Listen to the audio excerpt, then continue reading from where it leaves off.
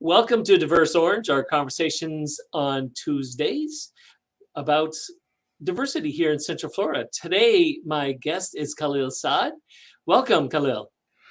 Good morning, Terry. Thank you for hosting me today. Sure. So, Khalil, you were born in Lebanon, I believe. Is that correct? Yes, exactly. So, Lebanon, were you in the city? Were you in Uh, warfare? Tell us about your experience. I was born in a city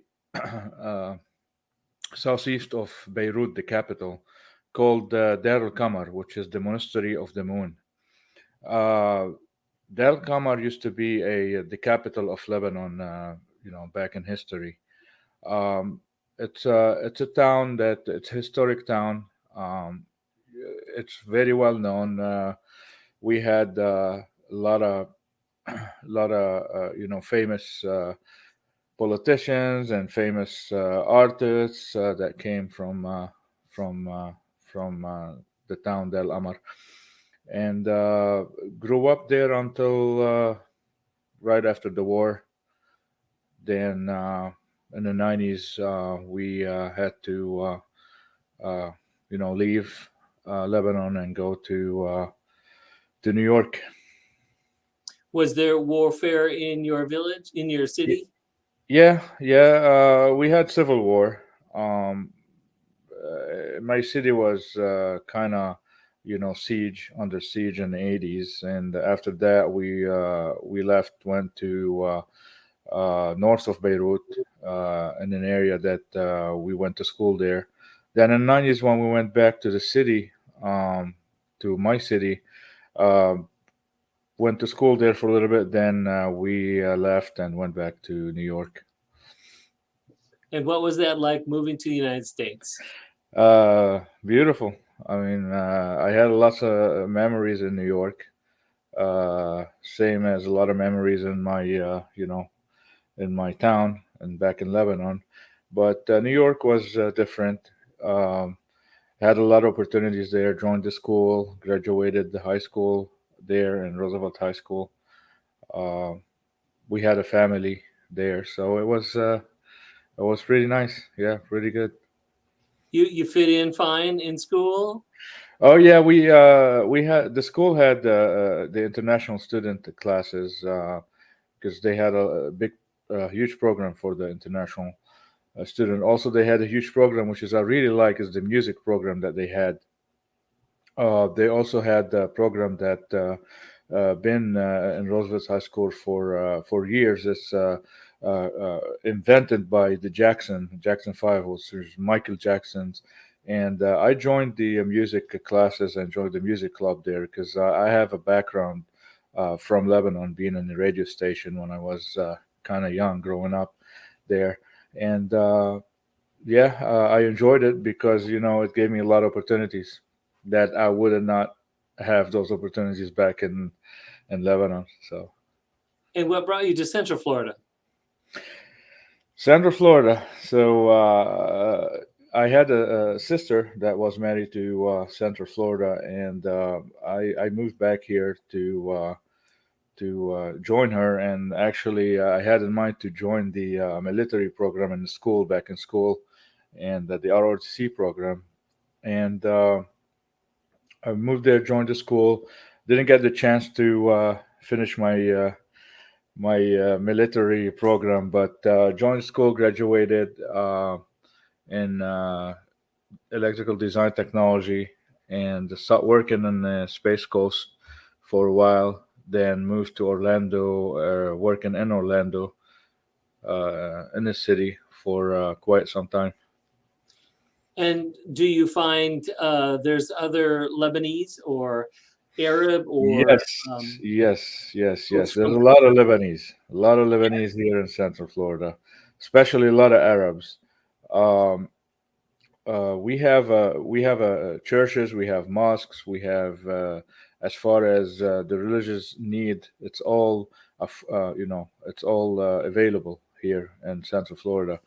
Um, I joined the Arab American Community Center back in 2009, and we have a huge community there, also Lebanese, and I became the festival director. So every year, I organize and direct the Arab Festival, which has all kind of Arabs people and also all kind of ethnicity, not just the Arab people. We had Latinos, we have Indians, we have everybody, everybody, and everybody enjoys it.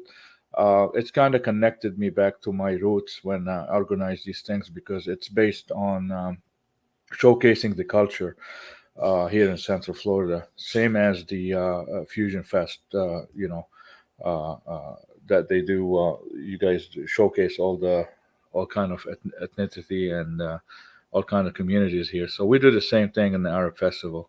I Hmm. enjoyed it because it's really keep me close to um, to my people, to you know to my culture. Sure. And you mentioned various religions.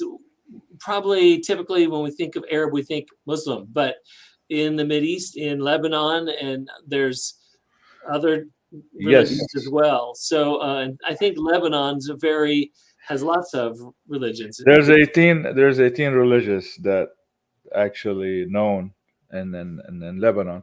I'm not gonna mention them all, but of course Christianity, Muslims, Druze, those are the biggest communities, big religions there, and of course each Christian has their so many different religions within it, like the Sure. Catholic, the Rome Orthodox, the Muslim has the Shia, there has the Sunni. So yeah, And it's growing up in your town, folks from these different religions all got along fine because they're the same culture. yes, we grew up in a household where my dad had a lot of friends, Muslim friends, other religious friends, and we grew up, like there's no any differences between religions, between us being a Christian.